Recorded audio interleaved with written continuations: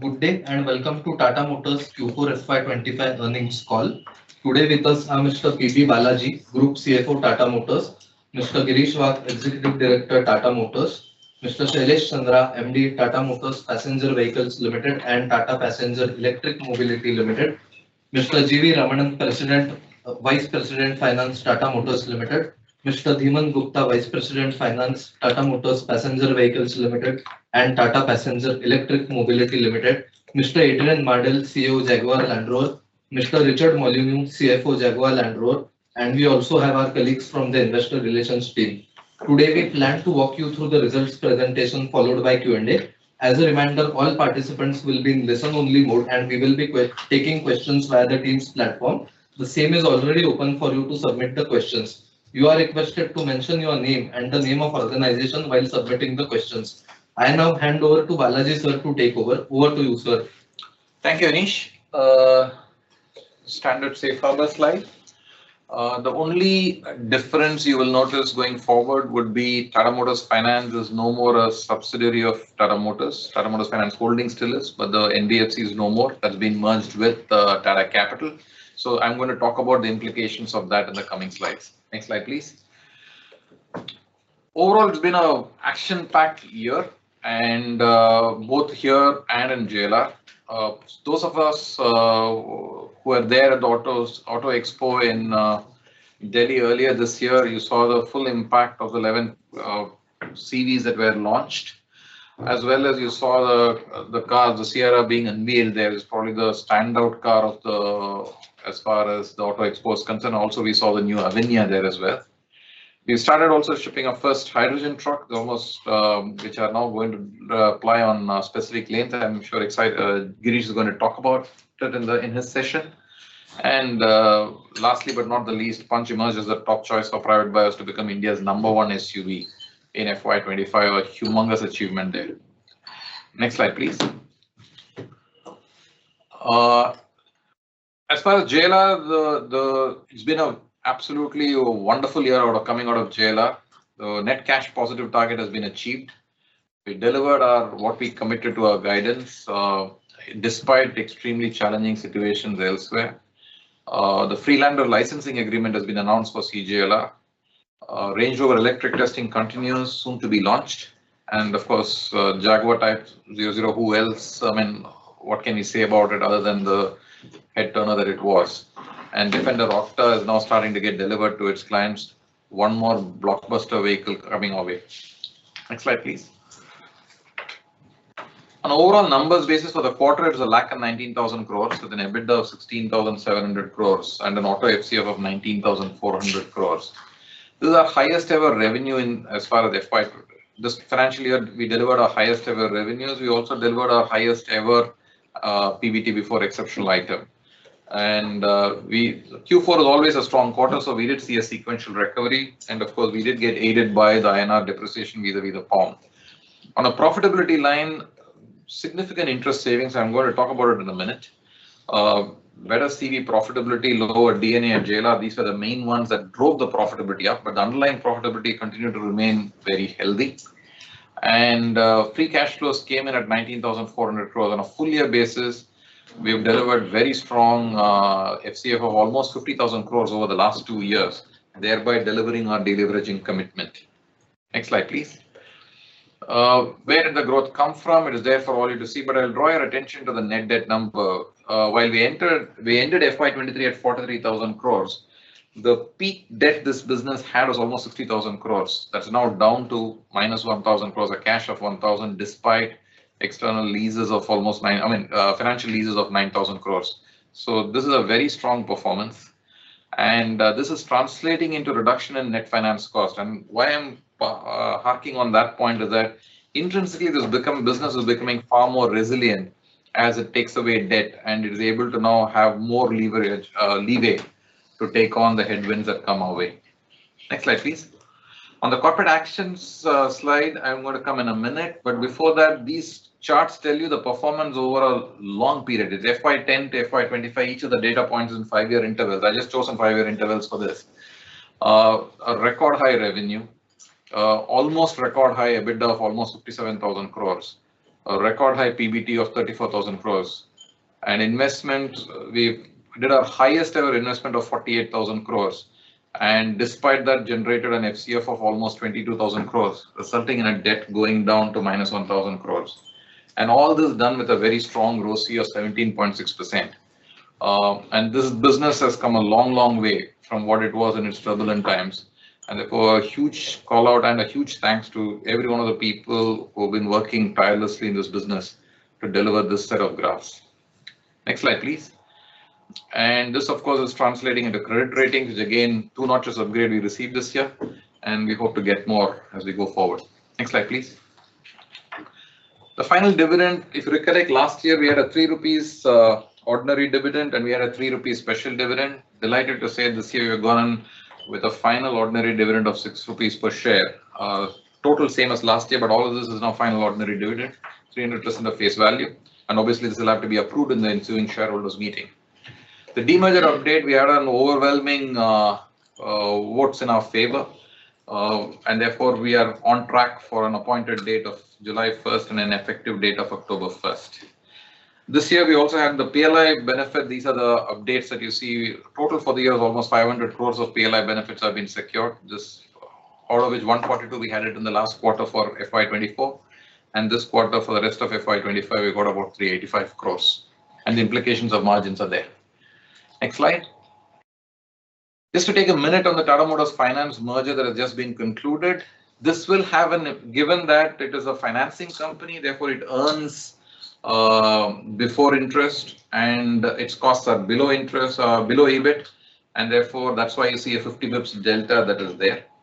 At the same time, there's significant shift in the liabilities line and the finance receivables line, where the balance sheet you'll see almost a 30,000 crore shift in finance receivables, and the borrowing is also down by almost 31,000 crores gross borrowings.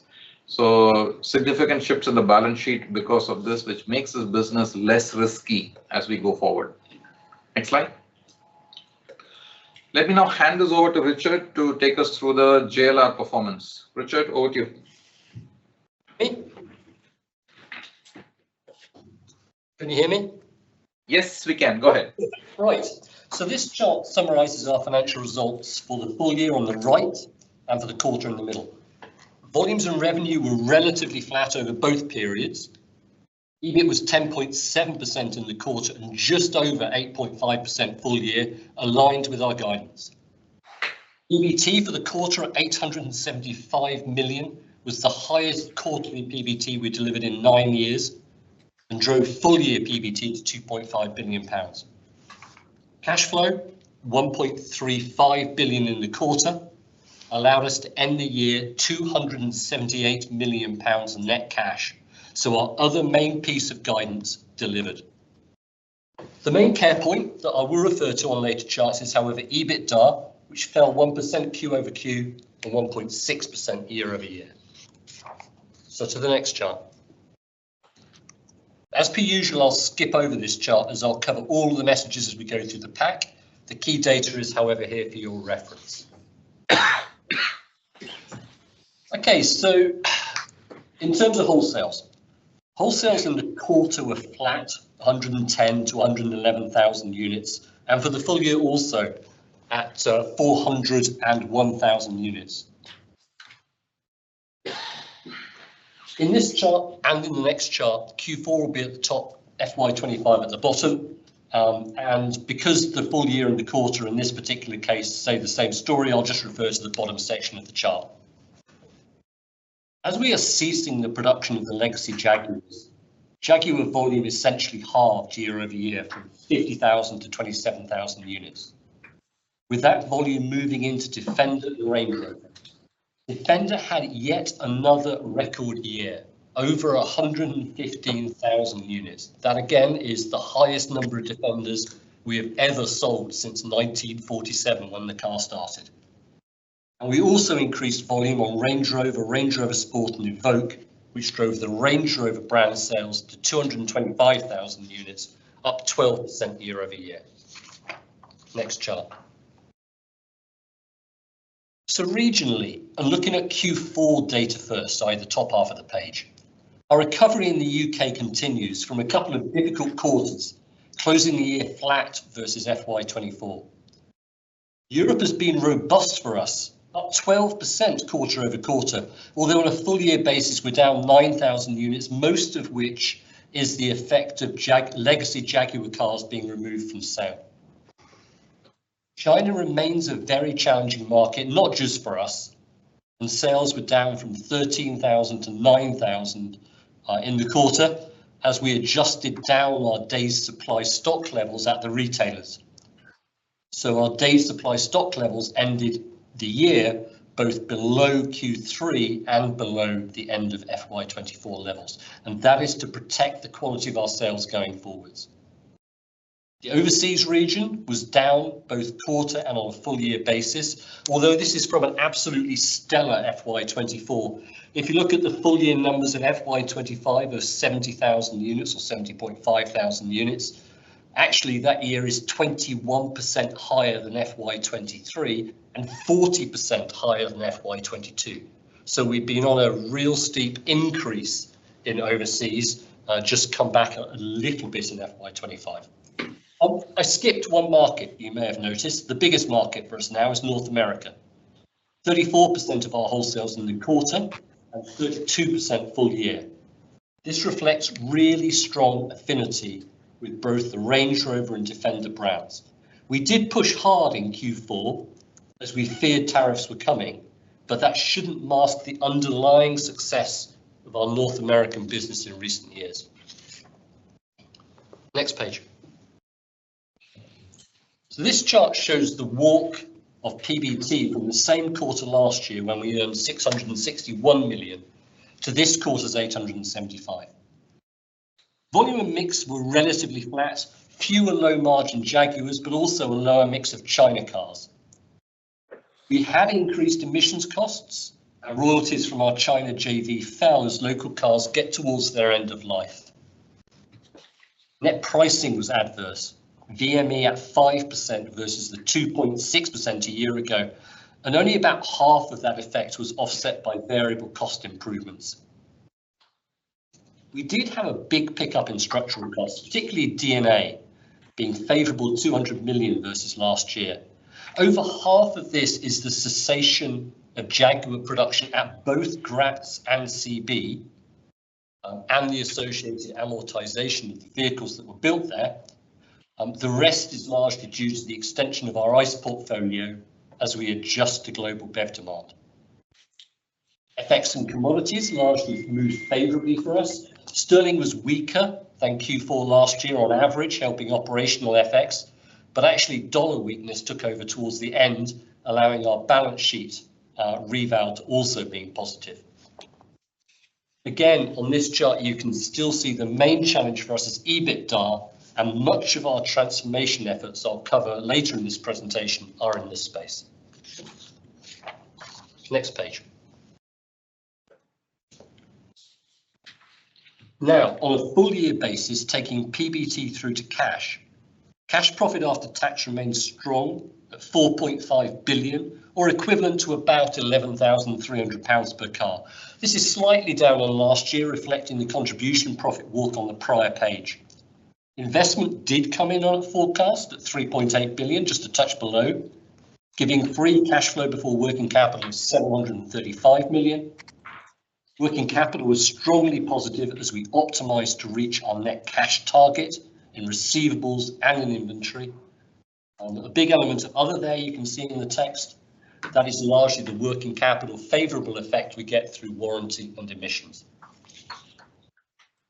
Next page.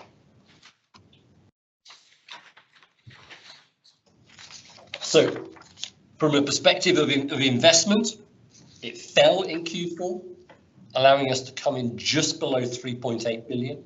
Of our engineering, we capitalised 67% for the year. This is to be expected as most of our engineers are working on cars that are relatively near the end of their development cycle. Next chart. So, one of my favourite charts. This shows our cash journey over the last 3 years. from a net debt position of £3.2 billion at the end of FY22 to 0.3 billion net cash now. You can also see we've generally kept cash levels relatively stable to run the business, though do note that with the tariff uncertainties pending at the end of last year, we deliberately ensured that our most recent cash levels were at the highest end of our range. So we ended the year with £4.634 billion worth of cash, and that was deliberate given the uncertainties that we faced in the market. Right, moving to the future. Next page. I've managed to get through all of this without saying tariffs yet. So tariffs. It's certainly been a journey over the last couple of months, and a journey that probably still has not reached its end. We welcome the deal between the UK and the US governments that addresses the 25% sectoral tariffs suddenly imposed on automotive sectors, but also on steel and aluminium. And it brings the automotive sector in line with the other UK businesses in paying a circa 10% tariff on shipments to the US. We're working through the detail. We continue to offer the government our support, and we'll also support efforts at an EU level to address EU-US tariffs, which do impact our Defender and our Discovery product exported from our Slovakia plant to the US. Where we stand today is that we'll pay we'll pay a 300% increase on the tariffs we used to pay in the UK, so going from 2.5% to 10%.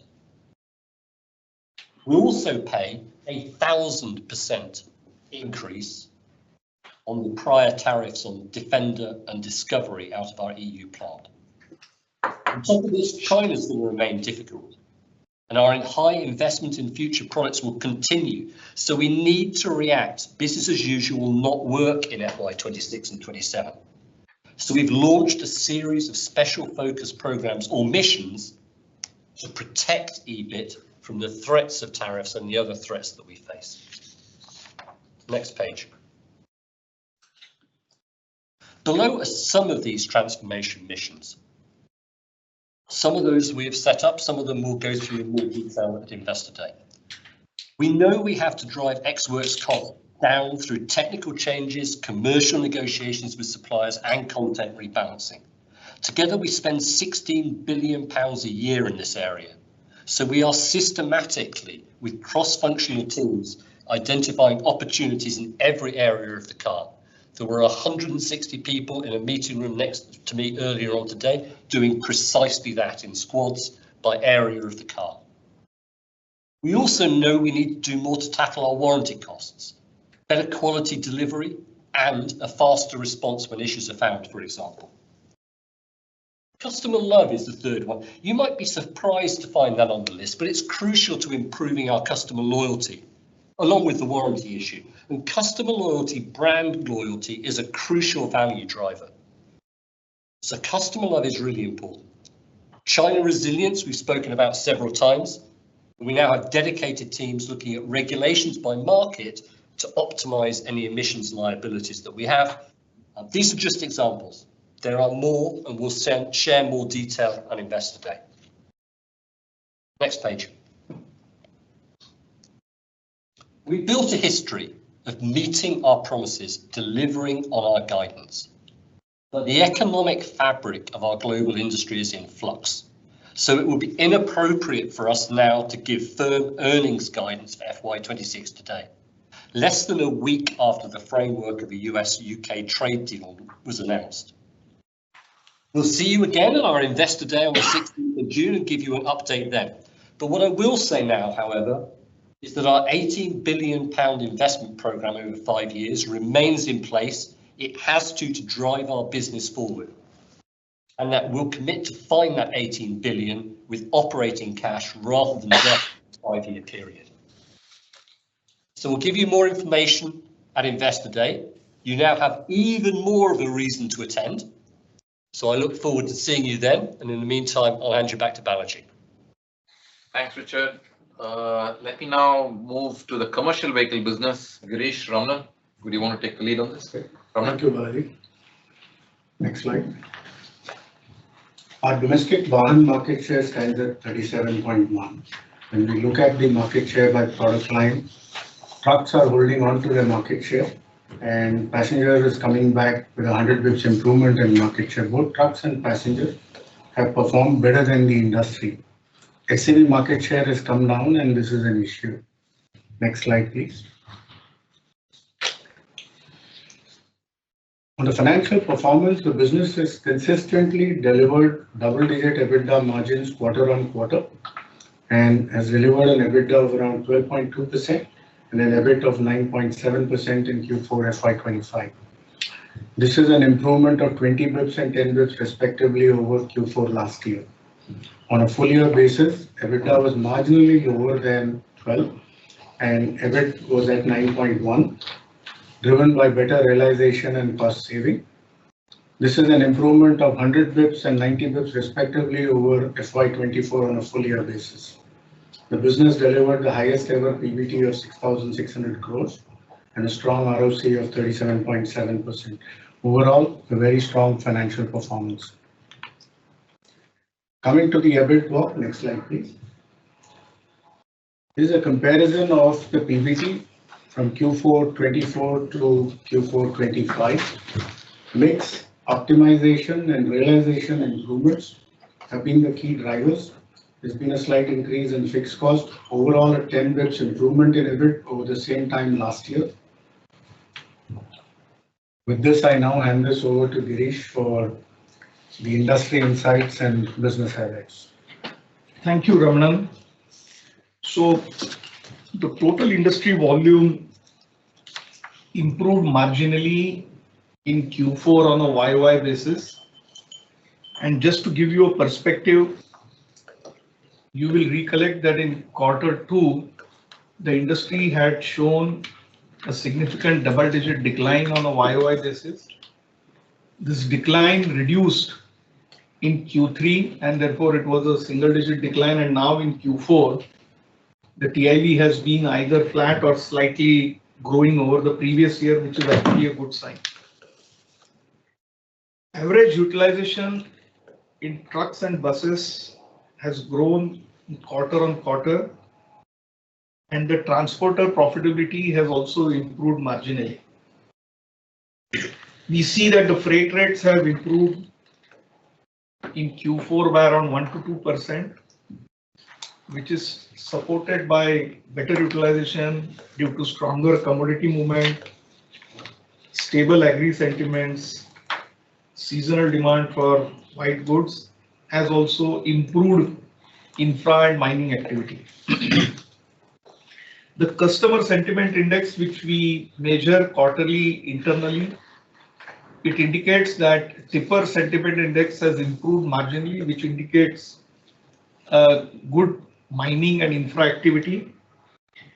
On the other hand, heavy commercial vehicle cargo and the intermediate light medium commercial vehicle as well as SUV pickup, the sentiment index has almost remained flat. Commodity prices in the quarter gone by remained range bound. We are now looking at an impact due to the steel safeguarding duty, which has been already implemented. So we are assessing the impact and should be there in maybe a few weeks' time. Going next. On the vehicle business, in Q4, as I said, the industry volumes improved. Compared with the decline in the earlier quarters, this is a good sign. In Tata Motors, both buses and trucks registered a healthy growth in Q4. Digital selling, which is something that we have been pushing for, I think the contribution to retail in terms of leads generated is now almost 27% and has been increasing quarter on quarter. On 8th June, the entire truck portfolio, both cabin and cowl, is supposed to undergo change over to AC regulation. This is a manufacturing date transition, and we are getting ready for the entire portfolio to move towards AC fitment. In electric mobility, In Q4, we delivered 89 electric buses. So this is now towards the tail end of the first CSL tender that we had won. We now have more than 3,600 electric buses on the road. We also started supply in private accounts, first few buses being delivered. On small commercial vehicles, ACE, now we have more than 8,000 electric vehicles flying on the roads. And in Q4, we saw expansion in some new segments like milk and LPG. We also won multiple bulk deals and municipal deals in Q4. Our overall sustainability targets are on track for decarbonization as well as circularity. In the smart city mobility business, as I said, our fleet now has crossed more than 310 million kilometers and consistently delivering more than 95% uptime. Out of these 3,600, we have 2,500 buses in Delhi, Bangalore, and Jammu and Srinagar. Deployment has been completed in Jammu Kashmir, Bangalore and Delhi, and from Bangalore we also have an additional order of around 148 buses. So as I said, I think we have been consistently delivering performance above the contractual terms. And we've also entered into the staff transportation segment. Although within the group right now, we are also discussing with few other companies outside the group. Next. In our digital business, Fleet Edge now has almost 800,000 active vehicles with monthly active usage of 81% and weekly active usage of around 59%. I think apart from delivering uptime related services, we are also delivering the machine learning based insights to improve fuel efficiency in real life. The solution is named as Mileage Sarthi, and we are able to deliver around 5.5 to 6.3% real life fuel efficiency improvement on more than 11,000 vehicles. eDukan, which is our digital parts stores, is now made open for all B2B users. B2B is our distributors who then supply to the retail channel and also some of the key customers. So significant portion of our retail channel now actually is ordered through this digital stores. Freight Tiger, in which we have taken a stake, is now available for tracking all the shipments on eDukan, which along with our logistics partnerships is helping us to achieve a very high on time in full delivery and therefore ensuring there is no loss of sale. Fleetverse, which is our digital front for selling vehicles, we now have more than 13,000 vehicles being sold with inquiries coming directly onto the Fleetverse platform.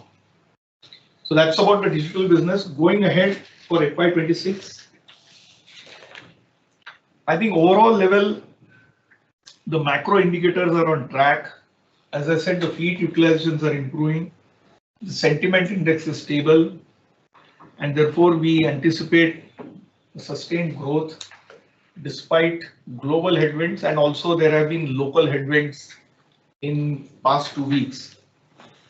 I think our focus will be on, first of all, ensuring smooth transition of AC regulation for trucks. And as has been our past practice, all these trucks will come up with value enhancements and not just introduction of AC.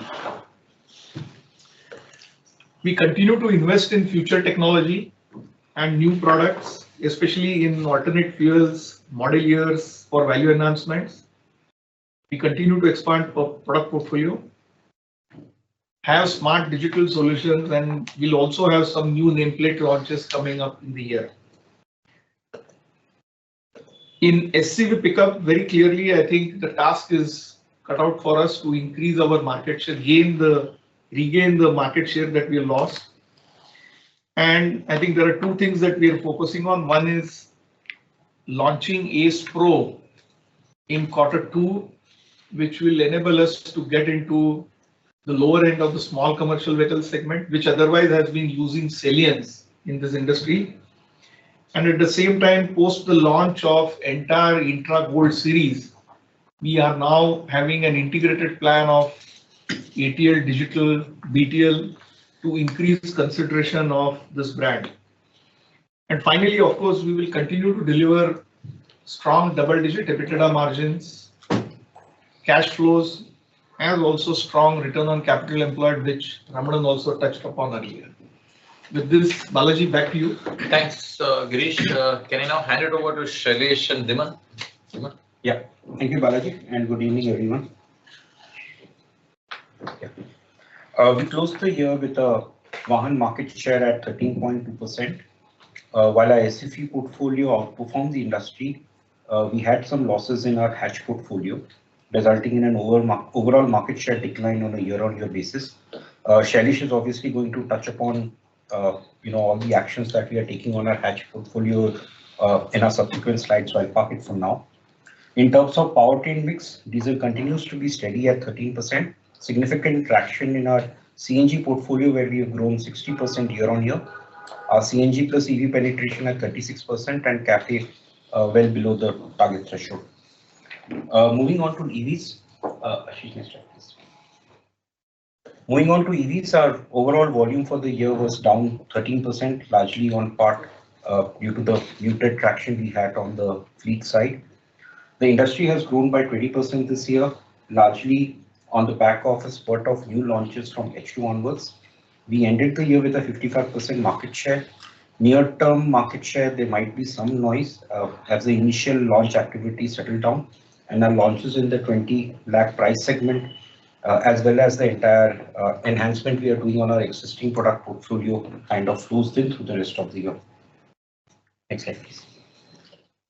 A difficulty in terms of profitability on account of the muted industry growth that we saw, periods of high dealer inventory and adverse realization.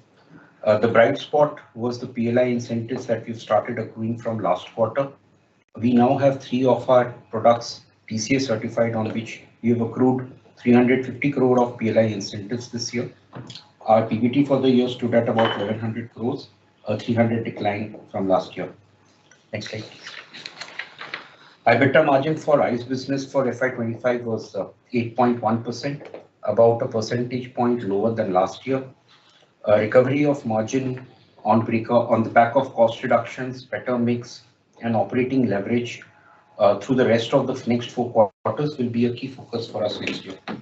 A key call out for our EV business, despite the significant investments we continue to make in market expansion and our product investments, and the price benefits that we have passed on to the customers for lower battery cost. For the year, the business ended with both EBITDA and PBT positive.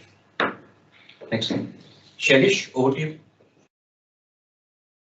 Yeah, thank you, Dhiman. Let me first start with the industry highlights. So FY25 was, growth moderated to 4.3 million units, and it was a modest 2% growth over FY24. We had seen stress in the macro economy also, and it had its reflection also in the car industry, where the growth remained muted.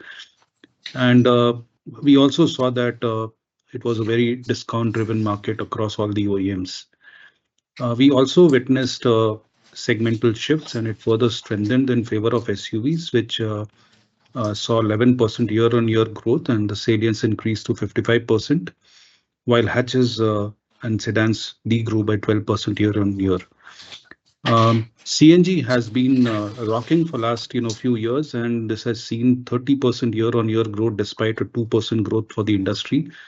And it is also reflecting the growing preference among the personal segment customers also, as the CG network across the country has been increasing. Dhiman already mentioned about EVs that there was a muted situation in H1 in terms of growth, but in the second half of the year, with greater participation of various OEMs and the new launches, we did see traction coming back on the EV side, which is auguring well for the growth in FY26. As far as we are concerned, it has been a year of hits and misses.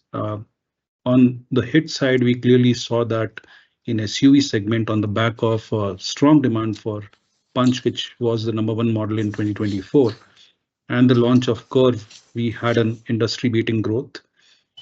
In the CNG segment, which has been growing at a rate of 30% in the industry at an industry level, we were the fastest growing player in this segment with 60% growth. And the twin cylinder technology that we brought, that innovation has really helped. And also the launch of Nexon CNG has been a roaring success.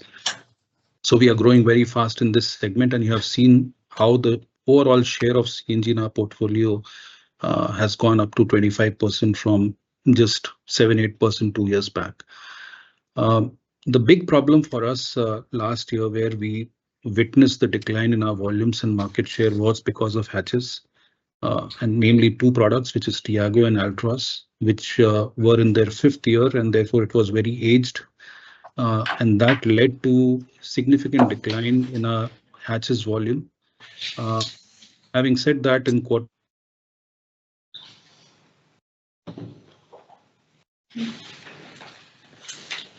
Sorry, Shailesh, we seem to have lost you.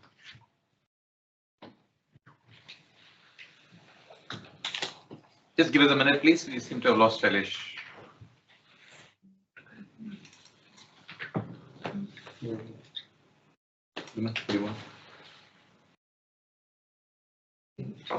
Take it.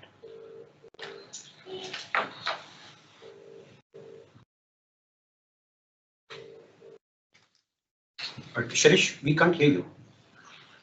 Okay, just one. Sorry, just give us a minute, please. Shailesh is having some bearing issues.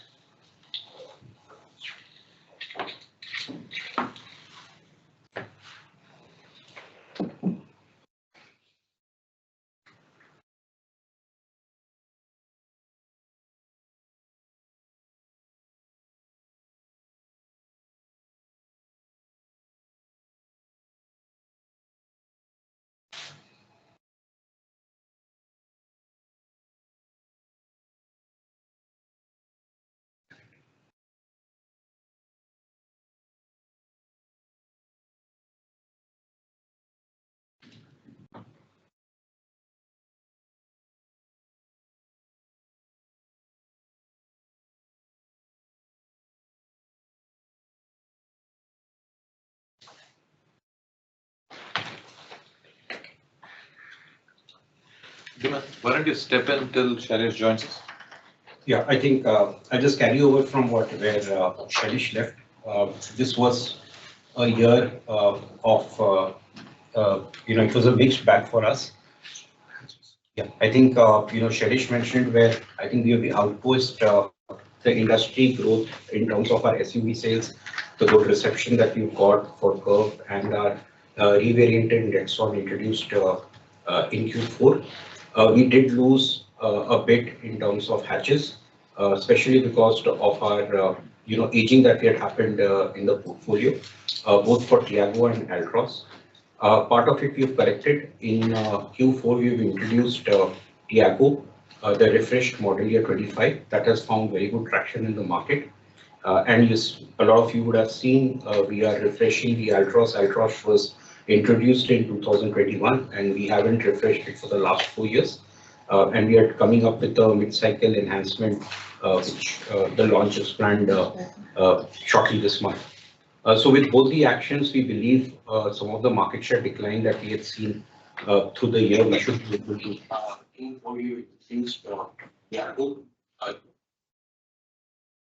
Go for it, Shailesh. We are in the last section. The last section, if you can talk about after sales and beyond. Yeah, okay. So, in FY25, it was the year of consolidation for us.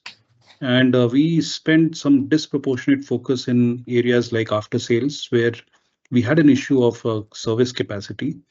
And we took an aggressive target in terms of bay addition, especially in the 21 hotspot cities where we were seeing customer experience really getting impacted. So we were able to really expand our presence in these 21 hotspot cities, and we are very comfortable in 16 cities now. On the product quality side, there were certain issues that we faced, especially on the software area.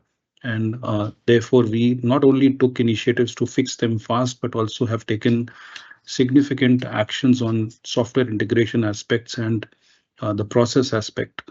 And I think that has been a key area of effort for us in the H2. Also, the network growth and also network health had been a tremendous focus for us in the H2. Not only we increased the number of outlets by 73, but also we took series of action to ensure that the health of our network remained intact. So that was broadly in terms of the highlights of the financial year. If we go to the next slide, please. What will be the focus areas for FY26? I think we have to regain our growth momentum and drive both volumes and profitability. FY26, as per the triangulated view that we see from various agencies and OEMs, is that it is going to be moderate, pretty similar to what FY25 was. Our focus would be to deliver industry-beating growth because one, that possibly this year is the strongest product cycle for us, freshest portfolio. So as I said, that our main issue was on hatches. We have a low base of FY25. We have already a refresh which has got launched, and I talked about the growth that we have already seen in the refresh Tiago by 20%, and this month we are also launching the Ultras, which saw the significant decline last year. So both these products will be, would have got addressed from their life cycle intervention perspective. On the SUV side also, we will be coming with a multi-powertrain on Harrier and Safari, including the petrol version. And at the same time, there will be revarianting and repositioning of certain product in the portfolio. We'll have the full year for Nexon CNG. And also we are going to launch Sierra. So even SUVs is going to be strong. So it's a very strong year for us. On the EV side also, we are going to strengthen not only the value proposition of the existing product, which Dhiman talked about, in terms of value price equation, but also the addition of two new products, which is Harrier EV and Sierra EV.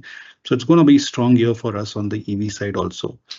A brand consideration, which got impacted last year because of, customer experience issues that I've already talked about. So improving customer experience, brand associations and comprehensive marketing campaigns will be the flavor of this year for us. Mainstreaming of EVs, actions around ecosystem, charging infra, open collaboration is what we have already spoken about in the earlier conversations also, that we'll also move very aggressively and we'll focus on certain micro segments also. So those actions, are fundamental, foundational that we'll continue to work on.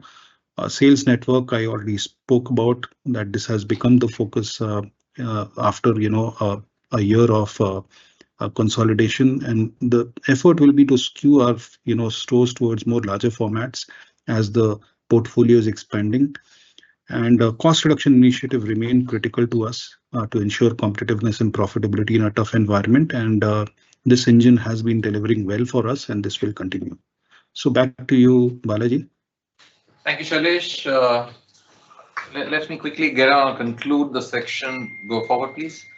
Overall free cash flows for the year came in at 6,900 crores. Again, this is the highest investment that we have done of almost 8,400 crores in Tata Motors, all of which funded out of operating cash flows. Next slide, please. And this is a breakup of the 8,400. Won't spend too much time on that. Go forward. So where do we see going forward? I think I'm sure the tariff is probably going to be top of mind for all of you. I can see lots of questions that have landed up, which we'll pick up. But as an outlook, I think it's fair to say that the tariffs and the related geopolitical actions, counteractions, are making the operating environment uncertain and challenging. However, I think the fact that JLR is in the global premium luxury segment, as well as the Indian domestic market, these are expected to weather this relatively better. And you've seen the performance of this business over the last year, many years, and we have consciously strengthened our fundamentals. And I believe that the business fundamentals are in fine fettle. And therefore, that gives us the confidence to remain focused on executing our growth strategy flawlessly, serving our customers better, and at the same time being clear of the new reality, maintain a very heightened vigil on costs and cash. At the same time, continuing to invest in the future. So it's business as usual as far as all things investments, growth are concerned. And of course, from a cost and cash perspective, we'll continue to keep extremely tight. So that's the broad message I would want to leave you with. All in all, a great year the way it ended. But I believe despite all the external challenges, we are well placed to take it on. And obviously, you'll hear more about this in greater detail in Investor Days, both in Tata Motors here in Mumbai, June 9th, and JLR, the Investor Days on June 16th at Gaydon. So look forward to seeing you there and, of course, taking your questions now. Thank you. So let me now quickly move on to questions. I'll probably I'll start with Chandramouli, Goldman Sachs. There are tons of questions that have come on the UK-India market situation. The fact that there is a free trade agreement that has been signed. What are the implications on the questions are from all sides. What happens to volumes? What happens to pricing? What happens to the Chennai plant? Let me break this up into three. First of all, if you look at the Range Rover franchise in India, Range Rover Sport, Evoque, Velar, all of them are already localized, manufactured on a CKD operation out of Pune already. And therefore, these cars, there is no impact as far as this FTA is concerned. Therefore, there won't be changes. All the benefits in terms of CKD operations already in the price and passed on. So no changes in price expected on any of these at this point in time. However, the future cars that are going to come in, the ability to access these global cars at global prices, it went up significantly because of this decision that has happened. Obviously, we'll have to see the fine print. There are quotas in it. There is also about a reduction over a phased period of time. All this fine print is expected. And until such time, I would only request patience from all of you till we see the fine print. We can interpret only if we see the fine print. So do bear with us on that one. Let me then move on to Shailesh. I think this is coming on PV, Shailesh. What are some milestones that need to be crossed for the India PV business to reach double-digit EBITDA margin? And maybe you can take all the questions. What are the rough EV mix? What happens to meeting CAFE norms? What do you see as a fair market share target? And how do you also see this changes in this FTA agreement with global competition coming in? How do you see it? Can you take all these questions in one shot, Shailesh? Yeah, thanks, Balaji. So, as far as EBITDA margin is concerned, we were pretty much there in Q4 of FY24. And there's now a gap of about 2%. We exited the year at about 8.2%. Mainly see it is going to come from the cost reduction initiatives, which consistently has been delivering about 2% plus of revenues. And then it's about optimization of pricing and VME and also the model mix, which is expected to become richer with the new launches. So all this would be in combination should deliver more than 3% or so, but it will then get offset with some of the commodity price increases that we might see. Also, with every refresh, every new model launch, we are increasing the tech and feature in the car. So those will be the offsetting, cost elements. So net, I think we are very much on track towards 10% plus EBITDA. So that's on question one.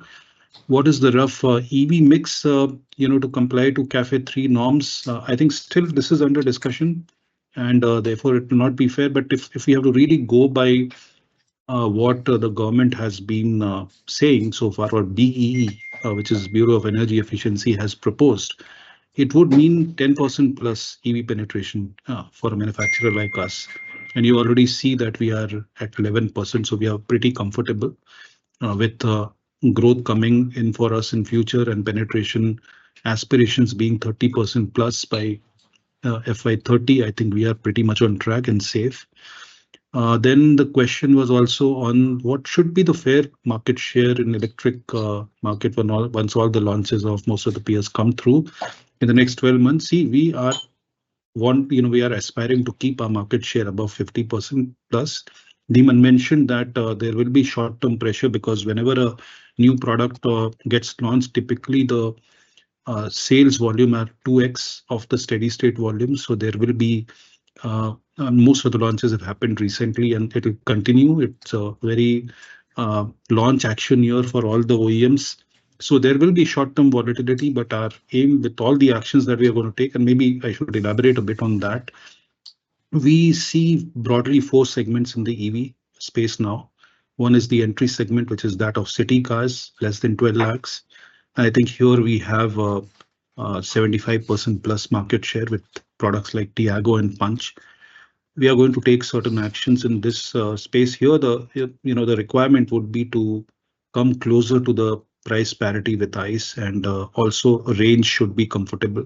So we will overcome some of the barriers that still remain in this segment and expand this segment where we have a very high market share. But there's a mid segment, which is also from 12 to 20 lakh, which is seeing intense competition. This is where the whole action is. All the manufacturers are coming with a product in this segment, and therefore intensity will be high. The way of winning the game in this segment, there will be short-term action from our side, but also more mid-term, which is 18 to 24 month action to ensure that we dominate this segment also. Right now, our market share would be about 33% in this segment, but this is the crucial segment where maximum volume would lie. And then there's a 20 lakh plus segment, which is emerging, which is also showing great promise. And 2 products are going to get launched in this segment. So that will be completely additional volumes for us through Harrier EV and Sierra EV. And the 4th segment is actually fleet. Now, fleet segment, so far we had addressed the issue of total cost of ownership against diesel. But there's a big market of CNG, and this is where our focus is to ensure that the value proposition of our fleet product surpasses that of CNG. And therefore, this should also help us tap greater volume. So therefore, with all these actions in short term and then renewal of our portfolio with more promising product in the 18 to 24 months, I think this should help us keep our market shares above 50% in mid-term. I think short-term volatility we will not be worried about. So this was on the EV side. Given your experience, then this was it, right, Balaji? Any other that's question? correct. Yeah, that's correct, Shailesh. Thanks a lot. Let me pass it on to Girish. Comment on CV. What's your outlook for industry growth? Multiple people have asked that. Okay, so I mean, before I come to the growth, the few drivers. First is, I think the freight rates are holding up. The utilizations are up on a YOY basis by around 2 to 5%, depending upon the segment. Then, as I said, the sentiment index is stable and in fact gone up for tippers. So largely the macros are also positive. And I mean, if we leave aside the event that has been there for last 2 weeks or so, which has created some challenge in the northwestern states, I think overall we still feel that we should see a single-digit growth across all the segments, and within the segments, slightly better growth for HCV, heavy commercial vehicles and buses, and slightly lower for ILCV and SCV pickup. So that's how we see the likely growth within quarters. I think Q2 should see a better growth on a YOY basis. One of the reasons being the base effect. But otherwise, on the overall basis, I think we should see a single-digit growth. Balaji. Thank you, Girish. Richard, coming your way.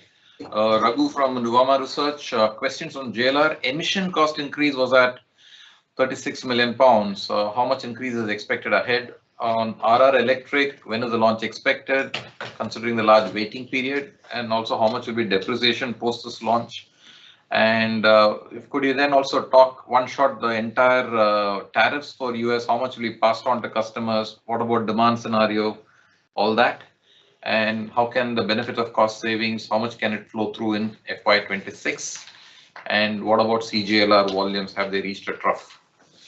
Okay, let me have a go. So emissions cost for us, this is also an area that is a little bit in flux, particularly in the US. The administration hasn't yet taken any actions there, but we know that they are looking at the California exemption, and some of the states, Maryland, for example, are looking at moving away from their association with those California emission standards. There's also legislation expected later this year in terms of the overall EPA levels that are required. So emissions is also an area in flux. You would naturally expect our exposure to increase year over year as a result of our BEVs being slightly later in the plan, always were later in the plan. But at the flip side, we know that Europe has taken a few actions to mitigate the level of their penalties. We know the UK have already taken action with the ZEV mandate to also mitigate some of the effects of that legislation. We expect the same thing will happen in the US too over time. So this is a little bit of a battle between consumer demand and regulations. And in the democracies, ultimately, the regulations will probably have to adapt. That will benefit us. But in the first couple of years, until all of those changes have worked through, I would expect our emissions costs to rise. Range Rover Electric, so the development's continuing. We're actually testing it at plus 40 degrees centigrade in the sand dunes of the Middle East and minus 40 degrees centigrade in the ice lakes of the Arctic. So we are really diligently making sure that this car can do what a Range Rover can do, regardless of whether it's got a BEV powertrain, an ICE powertrain, or any other powertrain. So we're absolutely determined to make that car the best Range Rover it can be. We will expect formal reservations and in certain markets, let's say reservation fees later this year. And the waiting list is currently at 62,000 people. Next one, tariffs. Right, so on tariffs, we really welcome the deal that the UK and the US administrations have done. It provides a good level of relief from the sudden and very steep tariffs applied to the UK auto sector in April. And remember what happened on April 3rd is suddenly we got a 1,000% increase overnight in our tariff bill for selling cars in the US. That's a significant amount. The deal that's been done now between the UK and the US should bring that down. However, it will still be a 300% price increase or increase in cost of tariffs versus where we were in March. So it's gone from 2.5 to 10. So we're happy the deal brings the UK auto sector in line with all other UK businesses, which also pay 10% tariff. Remember, it was automotive, steel and aluminium that were given special treatment at the 25% tariff level. And we're just awaiting from the UK government some details as to exactly what the terms of the agreement are. And when it will be implemented. It did say immediately in the releases, but we're still waiting to hear exactly, either retrospectively or prospectively, when it will apply, what the impacts on parts are, whether there's any rules of origin requirements, etc. CJLR. CJLR. So CJLR had a difficult year because the vehicles that it is producing are coming to the end of their cycle. So, for example, production in China of the Jaguar XF, XC and E-Pace will come to an end in September this year. Now that's deliberate because you'll remember we signed a license agreement with Chery for the production of vehicles of a CJLR architecture, but with the Freelander brand name. And those vehicles will start production in our Changshu plant in the CJLR joint venture next year. Those vehicles are of a Chinese architecture with Chinese attributes and Chinese costs. So they're perfectly aligned to Chinese requirements. They will have the capability of being exported globally at a stage in the future, but they are initially for the China market only. So production of Freelander will start in the plant as the run out of our legacy vehicles comes to an end, so it'll be synchronous, and should allow JLR to benefit not only from license fees that it will get from the Freelander brand and our helps and efforts in designing the vehicles, but also from the 50% share of profits that the JV will make going forward. So it's a very good deal for JLR. Thanks, Richard. Maybe one final one which I missed. Apologies for that. How much of these benefits from cost savings you are expecting to see in FY26? We'll cover that in Investor Day. Cool. Thank you. Girish, coming to you. Question is again from Raghu Nuvama. Questions: how do you see the domestic M&HCV outlook for FY25? Freight utilization, how is it happening for transporters? Also, impact of DFC. There's a question that keeps coming every now and then.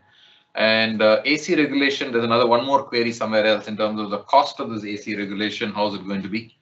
And yeah, those were the main ones. Okay. So I think as far as M&HCV outlook is concerned, I have already answered this question in response to a question earlier. So we will have around single-digit growth happening for the entire year. Within quarters, I think Q2 will see a slightly higher growth. The second one is about fleet utilization. So I would say the fleet utilization is at around 2 to 5% higher compared to the same period last year. And this is based on the 800,000 vehicles that we track. So this is that we see there is a 2 to 5% growth on a YY basis. As far as Western DFC impact, I think as we have been saying in the past, the Western dedicated freight corridor will carry a lot of export-import traffic freight. So a lot of container traffic, therefore, is likely to move to this. And this may impact to some extent the tractor-trailer market, which is essentially the 40-46 ton trailers, tractor-trailers. But at the same time, I think we need to keep two things in mind, that still on a point-to-point basis, the road sector will be better as compared to rail. And even if there is a movement happening of containers from hub to hub basis, we will certainly need the tractors for hub to spoke, as well as the first and last mile movement, especially on the ports. I think in a nutshell, therefore, net, I don't see much an impact as we are here today. Coming to AC regulation, Balaji, there is another question also, so I will address it comprehensively. So as far as cost increase is concerned, see, the cost increase in percentage terms will be lower or minimal for heavy commercial vehicles because the base cost is more there. So the cost impact on the biggest vehicle could be somewhere around 0.5 to 0.6%. But the cost impact for a, say, intermediate light commercial vehicle will be slightly higher, could be in the range of 1 to 1.2%. But as a company, I think as we've been saying that we don't just comply to the regulations, but we always come up with some value enhancements, and therefore the product makes sense for the customer. Beyond this, I think there is another question by Amin, which is about what is the likely impact on the fuel efficiency. So by physics and engineering, yes, I think when you run the AC, the compressor will consume some power, so there will be some impact. But I'm sure, I think like all OEMs, we will be working towards ensuring that this impact gets minimized. And the question whether this will turn out to be a headwind, no, because I think in terms of price increase, it will be in the range of 1 to 1.5%, and fuel efficiency impact will be lower single digits. And as a company, we will ensure that there is a value enhancement being delivered to the customers. Thank you, Girish. The final point on where does post demerger will Tata Capital stake be part of CV business? The answer is yes. Net worth and profit of Tata Capital will take it offline. Okay, moving to Rakesh Kumar, BNP Paribas. You've already answered the question on US tariffs. I will leave that out. Let me get into the FCF. His point was FCF in FY25, working capital did play a big part. How do you see working capital trending in FY26? Okay, so working capital is very seasonal for us. So Q4 is always very strong. That's partly because simply from a calendar basis, our production levels are higher in Q4 and therefore our payables are higher. So you would expect that to come back in Q1. For the full year, you would also expect that to come back a little bit, although we will keep the diligence on receivables, we will keep the diligence on inventory levels, so we will continue to drive it down. Over the last 2 years, I think working capital has been about 1.35 billion favourable. In the prior 2 years, FY22 and FY23, it was 1.35 billion negative. So I wouldn't expect massive moves, but during the course of the year, there will be normal seasonal movements in working capital. Yeah, just to add one additional color on that, it obviously depends on how the total demand plays out in the year progressing that. So let's watch the space is what I would say, just to add to what Richard just said. Richard, staying with you, this is Aditya Jawar on Investec, from Investec. Update on the Chinese market, let's talk about that. Macro outlook, dealership consolidation, launch of EVs, Jaguar and RR. How do you see that? Okay, so I'll do the second one first. Launch of EVs, I think I've already mentioned that we'll start taking reservations for Range Rover BEV this year. In relation to Jaguar, so you've seen the Type 00, which is the design vision for Jaguar. We'll unveil the first actual car, the 4-door GT Jaguar, later this year, before that car goes on sale in 2026. And remember, Jerry does say that he doesn't just do concept cars, so you can expect the production car to be sufficiently similar, let me say. So that's the timing of Jaguar and Range Rover Electric. Look, the China market, it is tough. It's tough for everybody. We are seeing at least a slowdown in the rate of dealers leaving the premium Western segments and are actually now moving to the scenario where we are looking to fill distribution holes. So that trend, I think, is reaching or will reach relatively shortly a flex point. We are focused very much on making sure we do not overstock the retailers in China. So as I mentioned beforehand, we've kept days of supply at the retailers at the end of this year was lower than both at the end of Q3 and at the end of FY24. So we will manage it very carefully. Yeah. Thank you, Richard. Maybe moving on to the VME question, tariffs you've already covered extensively, so I don't want to repeat that. Let's talk about VME. There is a step up in VME this quarter as well, about 80 odd bits. Can you throw some light on how we should think about VME going forward? Yes, that's one also where we will need to look at what is going on globally in the industry. We've already mentioned, I think, Balaji, you mentioned that one of the ways that we would expect some of our competitors in the US to react to tariffs would be to reduce their levels of VME. It is easier and quicker to do than changing price. So that may happen, that may not happen. I think globally we're still in a position where VME levels are on a trend rise, but it isn't dramatic. And I think we will learn quite a lot from what happens over the US in the next couple of months. Thank you, Richard. Sorry, I'm going to continue with you for a while. So this is from Gunjan, Bank of America. Can you talk about region-wise growth? You did cover about it, but maybe you may want to give a little bit more flavor there. And how should we look at warranty cost trends? And while we wait for the margin update for the investor day, can you also talk us through the various levers you're looking at to drive your EBIT margins? Electric time launch lines you already talked about. Okay, so region-wise growth outlook for JLR. We do have a fairly balanced global spread of sales between our 6 regions. So I'm not anticipating a massive change in that. I do think that overseas is an area for us that has further growth potential. I mentioned that we sold 70,000 vehicles there this year. We sold 51,000 in FY22. So we're on a strong trajectory, and I think there is more that we can do there. China and the US, I've mentioned.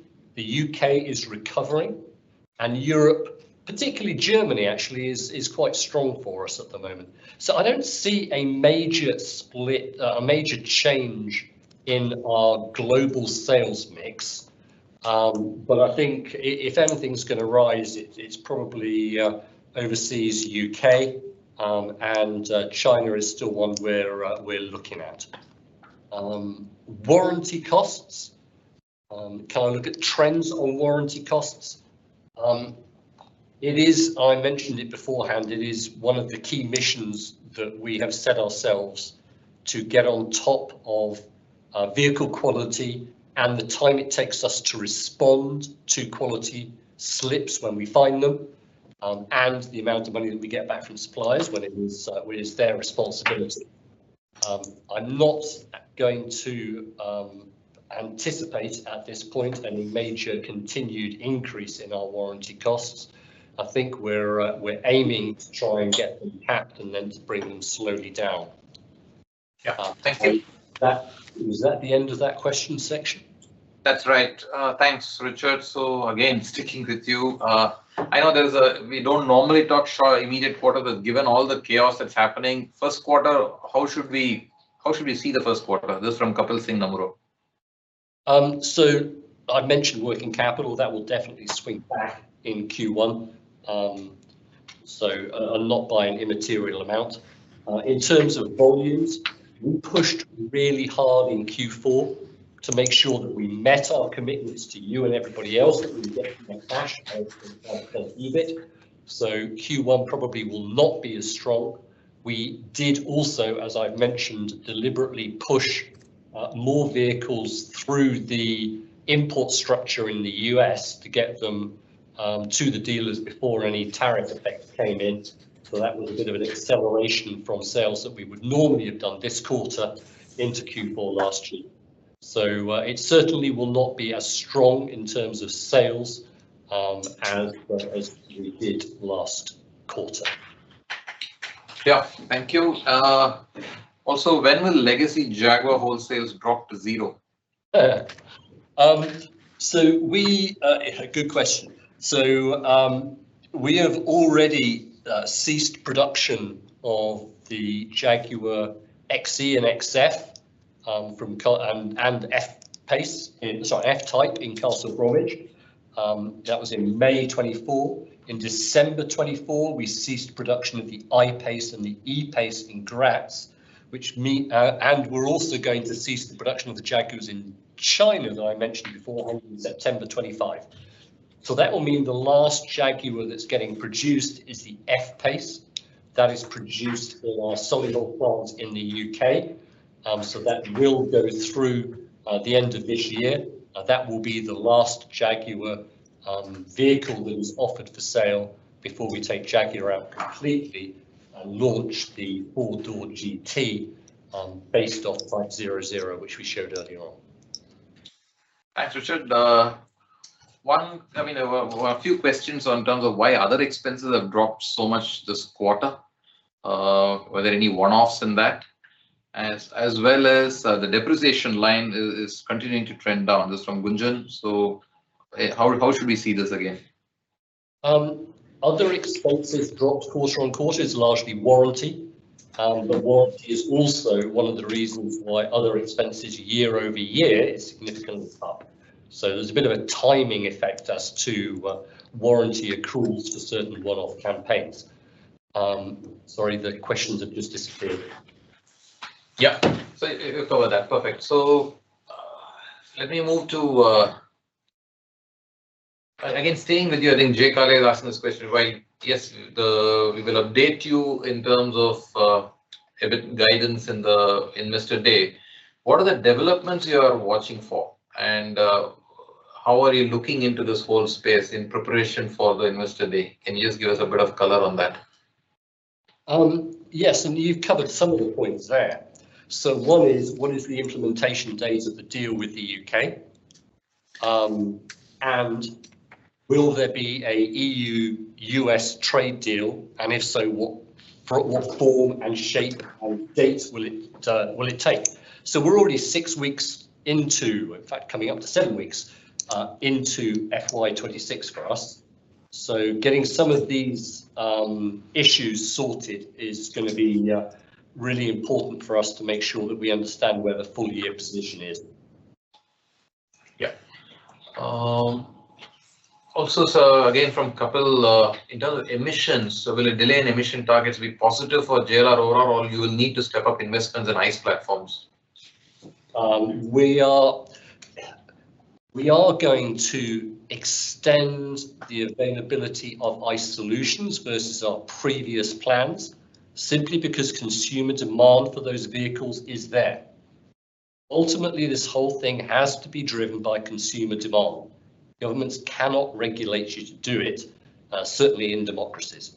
So we will meet the consumer demands. There is a large number of people in many different regions in the world that are desperate for BEVs. We will give them BEVs.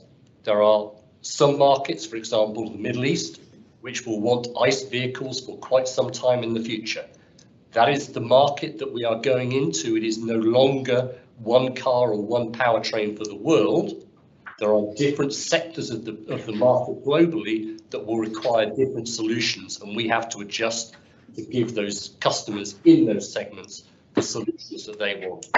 So yes, we are going to invest more in keeping our ICE powertrains going, but we are also investing really significant money in making sure that our BEV vehicles get launched, and I've covered off Range Rover BEV and Jaguar BEV already. Yeah, thanks. I'll probably come to you, Girish, because the rest are covered in the question from Raghavendra Goyal Ambit. Shailesh has already talked about the PV margins. Can you talk about your drivers for margin improvement in CV, positive, negative, both sides? Okay, so let me talk about the headwinds first. The headwinds, I think commodity is, after 2 years, we see some headwind on commodity. And this is coming from steel safeguarding duty.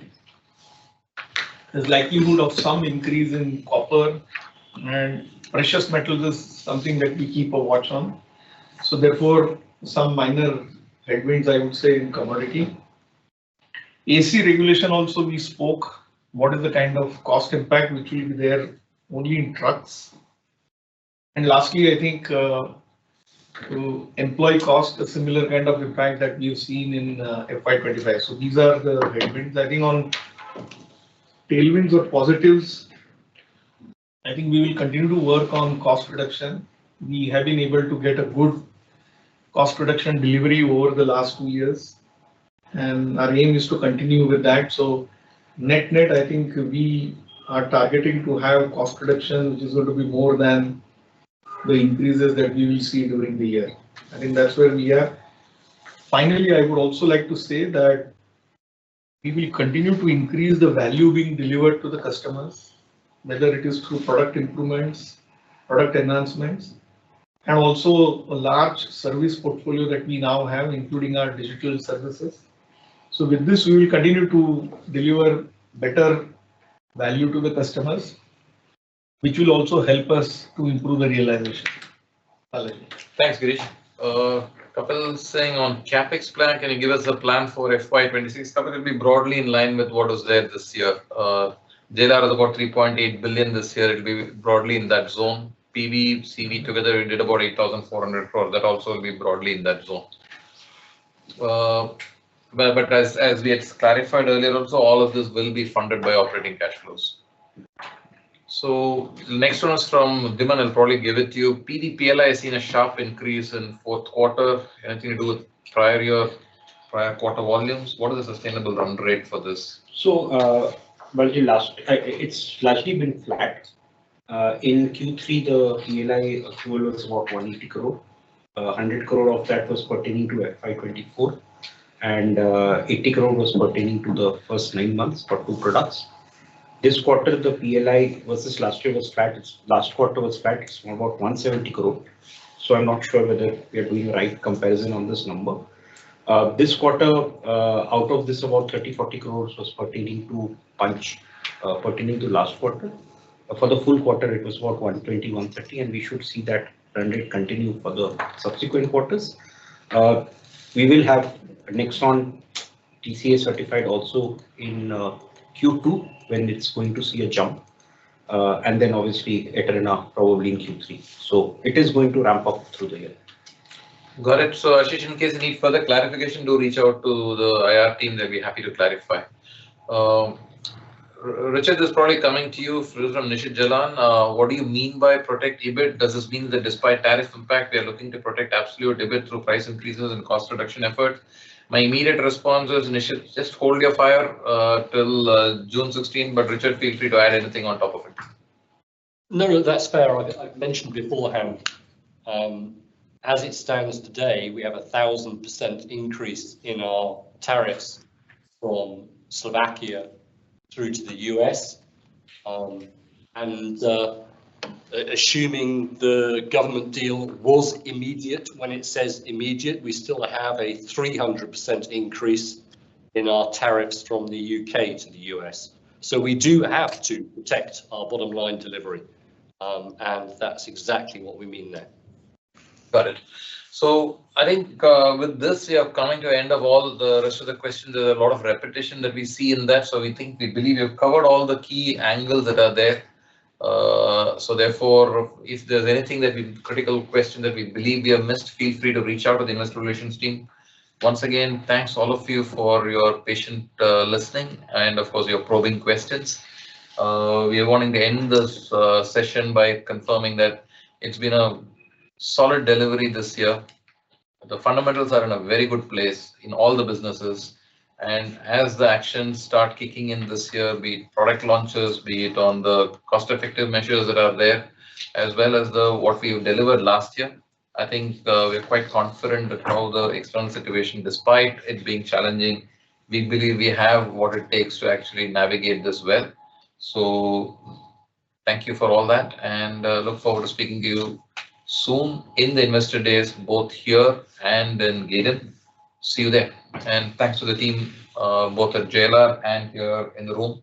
Thank you guys, and good night, and see you soon. Bye-bye. Thank you.